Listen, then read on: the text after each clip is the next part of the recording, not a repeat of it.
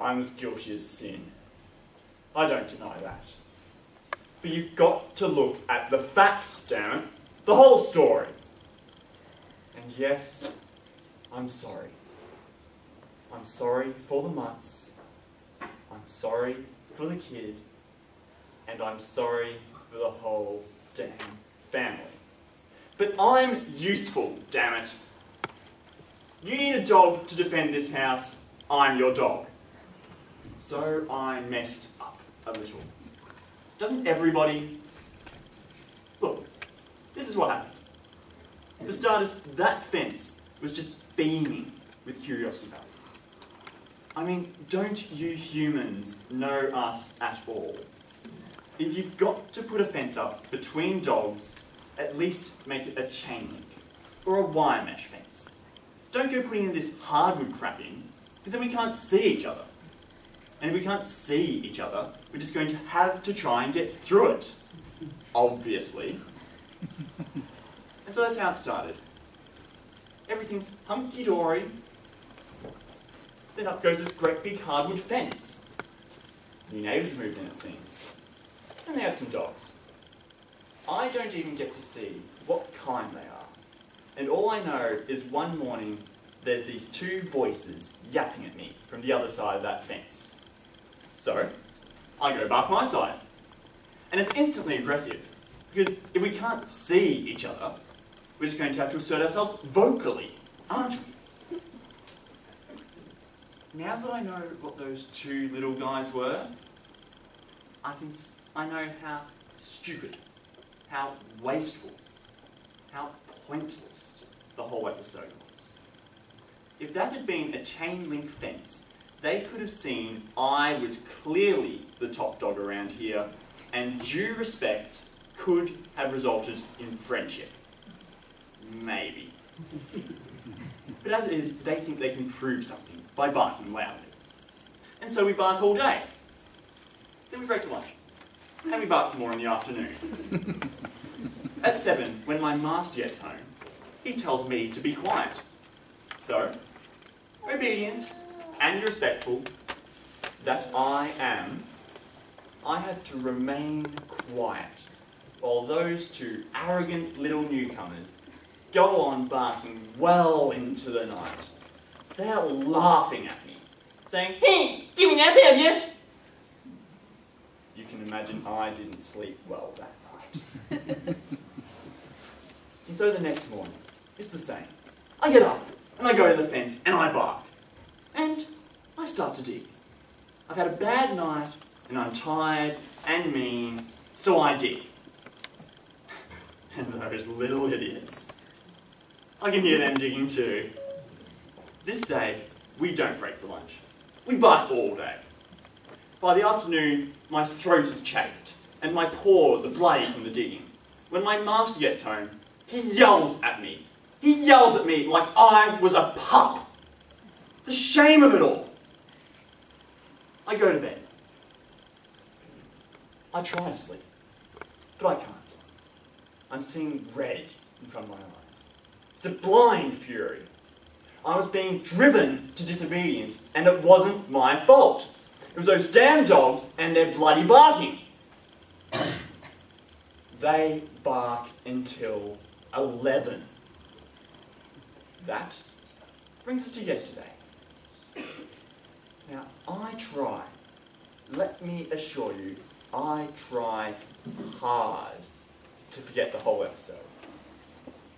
But 10 minutes of their inane diatribe, and as soon as my master's gone, I'm right back at that fence, barking and digging as the day before. And so they bark and dig, and I bark and dig, and bark, dig, bark. Finally, that's it! And I just ram that fence, and it just falls, and they're standing there, and they just crap themselves. And the sight of them, terrified of me, and my size, and brawn, and killer teeth, and it just satisfies me. But not enough. So before they know what's happening, I grab one of them by the neck and rip his barking little head off. And that's when the other one comes at me, like he's going to be the avenging little hero. The little guy actually gets a nip onto my knee before I can tear his stomach open. Finally, there's silence. I go lay in the sun a little, relax.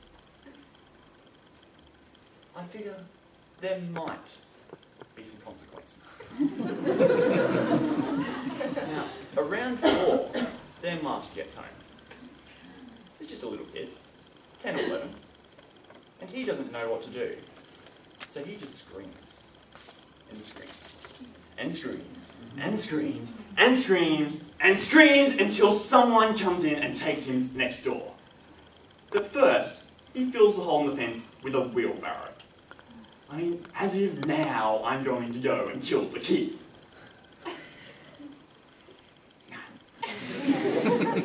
Then, at 6, another man comes. And this one, he just looks furious. He just stands there and yells at me in fury.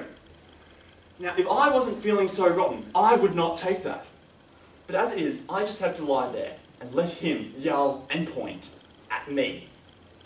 Then, he puts a note on the fence, and he too goes in next door. Finally, at 7, my master gets home. First, he reads the note on the fence. Then, he checks the hole.